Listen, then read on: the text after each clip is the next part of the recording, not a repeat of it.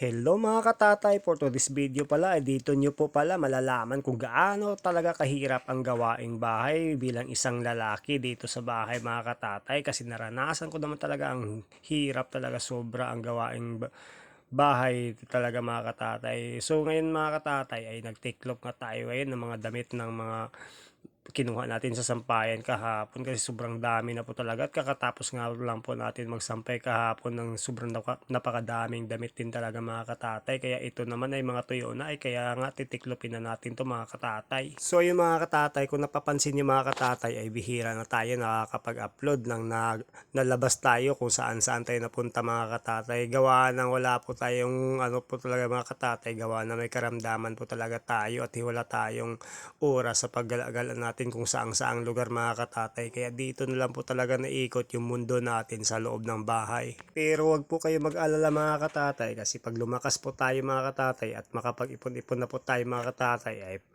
itutuloy pa rin po natin yun, yung mga pangarap natin mga katatay, na mag-ikot-ikot tayo kung saang-saang lugar mga katatay para makakuha at makakita ng mga magagandang spot dito sa Pilipinas mga katatay. So dito pala mga katatay ay tinulungan na nga po ako dito ng panganay kong anak na magtiklop mga katatay. Kahit na nga ay hindi siya marunong magtiklop, ang importante lang daw talaga ay makatulong siya mga katatay. At bago natin to tapusin ang panonood ng video na to mga katatay, baka naman pwede makahingi ng konting favor sa inyo mga katatay, at ito lang naman ang kung hinihingi kong favor sa inyo mga katatay, ay share lang itong video ko mga katatay, at ipalo na rin kung hindi ka pa nakapalo sa akin mga katatay, kasi malaking tulong na po lang talaga para din sa akin at sa pamilya ko yung pagsishare nyo po ng isang video ko mga katatay. At humihingi din po ako sa inyo mga katatay ng pasensya mga katatay, gawa ng palagi po tayo na nabubulol pag nagsasalita mga katatay, kasi hindi po talaga ako tunay na Tagalog mga katatay, at dito lang po talaga ako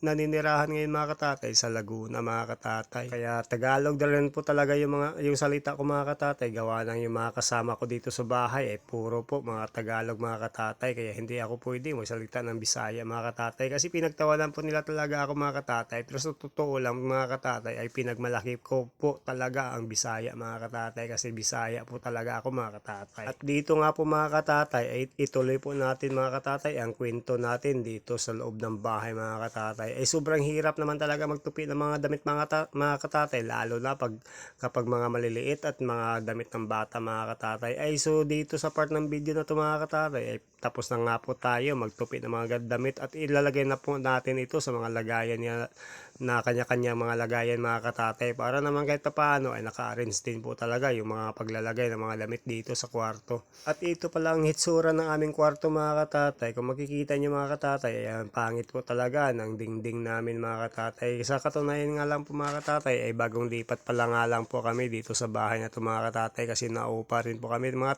katatay, kasi ang hirap po talaga mga katatay, kasi wala tayong sariling bahay at lupa mga katatay.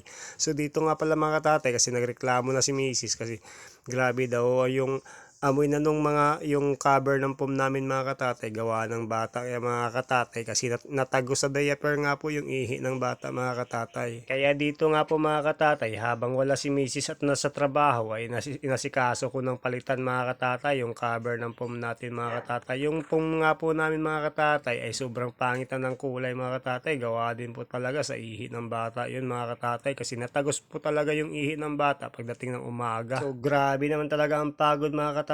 Pag andito ka lang sa bahay mga katatay, mas pagod pa talaga yung nandito sa bahay kaysa sa nagtatrabaho mga katatay. Sa katunayan nga lang po mga katatay, ako po dito ay mag-iisang buwan na po ako nakatambay dito sa bahay, gawa ng may sakit nga po ako mga katatay, at nagpapahinga at nagpapagaling po ako mga katatay. At sa part ng video na to mga katatay, ay hindi pa nga lang po tayo nakakalahati sa mga gawain natin dito sa bahay at asikasuhin at i-arrange dito sa bahay mga katatay. Hindi pa nga po na tayo nakapagwalis at nakapaghugas ng plato dito mga katatay. At kung nakaabot ka sa part ng video na to mga katatay, baka naman pwedeng pakipollow, like and share mga katatay, at sobrang laking tulong na po yan para sa akin at sa pamilya ko mga katatay. At dito nga pala mga katatay, sobrang dami naman talaga ulit ng mga labahin natin mga katatay, gawa ng maraming bata at lagi din nabibihis yung mga bata. At ito nga pala mga katatay, yung mga ligpitin natin, at ito yung napapagod na nga po tayo mga katatay, at kailangan po natin iunat muna yung likod natin mga katatay. At dito na nga lang po, maraming salamat sa panonood, bye bye.